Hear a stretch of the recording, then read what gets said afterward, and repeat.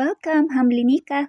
Ukay now, ukay later. Samahan niyo ako, mag-ukay-ukay ulit tayo dito sa Book of Japan. Itong Book of na to, located siya sa Kawasaki, Japan. Sobrang laki ng ukay-ukay na to. Pag pumunta kayo dito, kailangan nyo ng isang araw para makita nyo lahat ng mga items nila dito. Wow, tingnan, Celine Paris. Napakaganda nito. Ang presyo nito ay nasa 80,000 yen o kaya naman sa peso ay nasa 31,903 pesos. Wait, there's more. Itong kotse na to nasa 26,000 yen. Sa peso naman nasa 10,000 plus pesos. Ito naman nasa 88,000 yen o kaya naman nasa 35,000 plus pesos.